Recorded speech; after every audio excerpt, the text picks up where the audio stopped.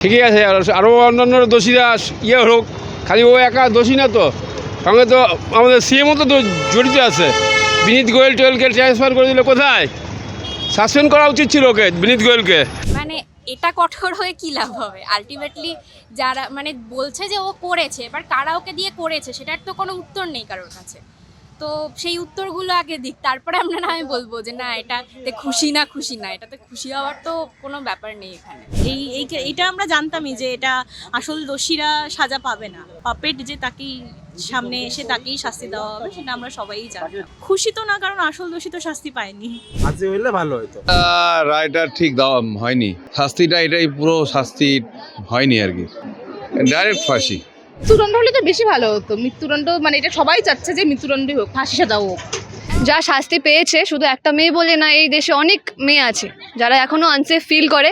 অনেক কেস আছে যেটা বাইরে বেরোচ্ছে না। আমরা চাই যাতে প্রত্যেকটি মানুষের ভেতরে এই ভয়টা আসুক যে এই সমস্ত নোংরা জিনিস ঠিক না, আর মেয়েরা যাতে সেফ ফিল করে। সমর্থন তো অবশ্যই করবো, কিন্তু আরো বোধহয় কালপিট ছিল মনে হচ্ছে। सियालदह कोर्ट के अतिरिक्त जिला एवं सत्र न्यायाधीश अनिर्बान दास ने आरजीकर मेडिकल कॉलेज और अस्पताल की ट्रेनी डॉक्टर के साथ रेप और हत्या के मामले में सिविक वॉलेंटियर संजय राय को आजीवन कारावास की सजा सुनाई है। न्यायाधीश ने कहा कि अपराध दुर्लभ से दुर्लभतम श्रेणी में नहीं आता जिससे दोषी को मृत्युदंड दिया जा सके। कोर्ट ने राज्य सरकार को मृतक ट्रेनी महिला डॉक्टर के माता पिता को 17 लाख रुपए का मुआवजा देने का आदेश दिया है। आपको बता दें कि आरजीकर घटना के बाद मृतक डॉक्टर को न्याय दिलाने के लिए हर वर्ग के लोग सामने आए। न सिर्फ राज्य में बल्कि पूरे देश में आंदोलन किया गया। आज संजय राय को उम्र कैद की सजा सुनाई गई है। हालांकि कोर्ट के फैसले से कई लोग निराश है। कोर्ट के इस फैसले पर शहरवासियों का क्या कहना है, सुनिए। কি বলবো, প্রথম থেকেই তো বোঝা যাচ্ছিল যে একজনকে স্টেপ কোর্ট দাঁড় করানো হচ্ছে। তো আমরা জানতাম যে হয়তো এটাই হবে, তাও আমরা চেষ্টা করেছিলাম, লড়েছিলাম। তো আর তো কিছু করার নেই এখন। আমরা আবার এমন না যে আমরা থামিয়ে দেবো প্রতিবাদ, আবার এরকম হলে আবার প্রতিবাদ করব। হয়তো ওয়েট করতে হবে নেক্সট কবে আমি হয়ে যাব। মানে এটা কঠোর হয়ে কি লাভ হবে? আলটিমেটলি যারা মানে বলছে যে ও করেছে, এবার কারা ওকে দিয়ে করেছে সেটার তো কোনো উত্তর নেই কারোর কাছে। তো সেই উত্তরগুলো আগে দিক, তারপরে আমরা না আমি বলবো যে না এটাতে খুশি না খুশি না, এটাতে খুশি হওয়ার তো কোনো ব্যাপার নেই এখানে। প্রমাশ্রী মিত্র ঠিকই আছে, আরও অন্যান্য দোষীরা হোক, খালি ও একা দোষী না তো, সঙ্গে তো আমাদের সিএমও তো জড়িত আছে। বিনীত গোয়েল টোয়েলকে ট্রান্সফার করে দিল কোথায়? সাসপেন্ড করা উচিত ছিল ওকে, বিনীত গোয়েলকে। কিছুই উচিত ছিল। তো এখন সবাই জানে আসল সত্যিটা, এখানে তো বলার কিছুই নেই। তো এখন দেখা যাক। এইটা আমরা জানতামই যে এটা আসল দোষীরা সাজা পাবে না, এখানে আর কিছু বলার নেই। পাপেট যে তাকেই সামনে এসে তাকেই শাস্তি দেওয়া হবে, সেটা আমরা সবাই জানতাম। খুশি তো না, কারণ আসল দোষী তো শাস্তি পায়নি। কিন্তু আমরা জানতামই যে এটা আলটিমেট এটাই হবে। আমার নাম মানালি পাল।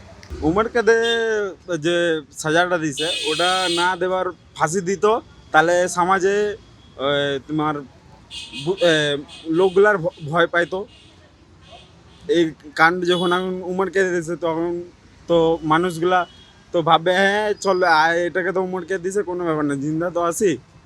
তো ফির এইটা বাড়বে, অনেক কিছু বাড়বে। ছেলেগুলা কিছু করতে মতলব আর চাবে কি না, কিছু প্রবলেম নাই, এটা দিয়ে তো কিছু করতে হবে। এই জায়গাটা তুমি ফাঁসি দিত, ফাঁসি দিলে তো মানুষগুলো ভয় পাইতো যে হ্যাঁ চলে গিয়ে করছে। তো হাইকোর্ট ফাঁসি দিছে, হ্যাঁ ফাঁসি হইলে ভালো হতো। আকাশ সাহানি রায়টা ঠিক দেওয়া হয়নি, মানে আরও উঁচু পর্যায়ে আরও করে রায়টা আরও মানে ঠিকঠাক হয়নি। ওটা শাস্তিটা এটাই পুরো শাস্তি হয়নি আর কি, শাস্তিটা ঠিকঠাক হয়নি, ডাইরেক্ট ফাঁসি। ফাঁসি হলে একদম মানে যেটা ধনঞ্জয়ের ক্ষেত্রে হয়েছিল সেটা একেও করা উচিত ছিল, তাহলে হয়তো অনেকটা সবাই শান্তি পেত। রায়টা ঠিকঠাক হয়নি, দেখা যাক। এটা না, এটা করা উচিত ছিল সাজাটা, কারণ একটা মেয়ে এতটা কষ্ট পেয়েছে, তার জন্য মানে যে দোষী তাকে মানে শাস্তিটা দেওয়া দরকার। মৃত্যুদণ্ড হলে তো বেশি ভালো হতো। মৃত্যুদণ্ড মানে এটা সবাই চাচ্ছে যে মৃত্যুদণ্ডই হোক, ফাঁসি সাজা হোক। ঠিক আছে 17 লক্ষ টাকা দেওয়া হয়েছে তার ফ্যামিলির জন্য, বেটার একটা অপশন, ঠিক আছে ভালো। বাট যা শাস্তি পেয়েছে, শুধু একটা মেয়ে বলে না, এই দেশে অনেক মেয়ে আছে যারা এখনও আনসেফ ফিল করে। অনেক কেস আছে যেটা বাইরে বেরোচ্ছে না। আমরা চাই যাতে প্রত্যেকটি মানুষের ভেতরে এই ভয়টা আসুক যে এই সমস্ত নোংরা জিনিস ঠিক না, আর মেয়েরা যাতে সেফ ফিল করে। আমাদের মনে হয় মৃত্যুদণ্ড দেওয়াটা উচিত, কিন্তু আমরা এটাতেও অ্যাগ্রি আছি, হ্যাপি আছি যে আজীবন কারাগারে দণ্ড দেওয়া হয়েছে। সমর্থন তো অনেকটাই করছি, অনেক খুশিও লাগছে, কারণ যেই দেশের একজন মানে রাষ্ট্রপতি মহিলা, যেই রাজ্যের মুখ্যমন্ত্রী একজন মহিলা, সেখানে সেই দেশে কিন্তু মহিলাদের সম্মান নিয়ে কোনো সময় ছিনিমিনি খেলা চলে না। তো তাই জন্য আজকে অনেক অনেক ধন্যবাদ হাইকোর্টকে এবং পুলিশ প্রশাসন এবং যারা যারা এই ইনভেস্টিগেশনের সঙ্গে যুক্ত ছিল তাদেরকে অনেক অনেক ধন্যবাদ জানাচ্ছি। অন্য কিছু না, যে সরকারের আয়ত্তে যেটা করছে তারা, আমার তাই মনে হচ্ছে সেটা যেটা সাধ্য মতন পারে তাই করছে। তার সঙ্গে সঙ্গে আমি সরকারের কাছে অনুরোধ করব যে আরও যাতে, যেমন একটি আইন হচ্ছে বিধানসভায় পাশ করেছিল এবং আমাদের কমিশনারেটও মনে হয় পিঙ্ক মোবিল ভ্যান শুরু করেছে, তারপরে একজন মহিলা পুলিশ বাহিনীও আছে যা মহিলাদের সুরক্ষার জন্য আছে, তারা রাস্তায় ঘুরে বেড়ায় যাতে কোনো সমস্যা না হয় মহিলাদের জন্য।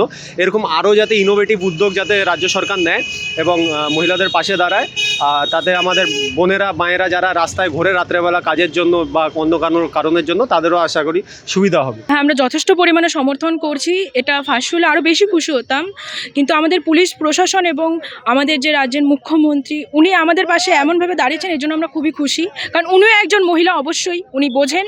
তাই আমরা খুব খুশি হয়েছি যে যাতে এর পরবর্তীতে কোনো রেপিস্ট আর এটার কোনো সুযোগ না পায় এবং তার প্রাণে যাতে ভয় থাকে যে এরকম করলে যে এরকম শাস্তি আমরা পাবো। সমর্থন তো অবশ্যই করব, কিন্তু আরও বোধহয় কালপিট ছিল মনে হচ্ছে। অবশ্যই খুশি হতাম, জঘন্য কাজ।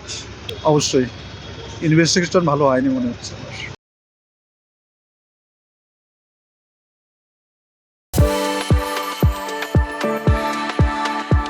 We are the dreamers, the achievers, and the leaders. Come, join us today.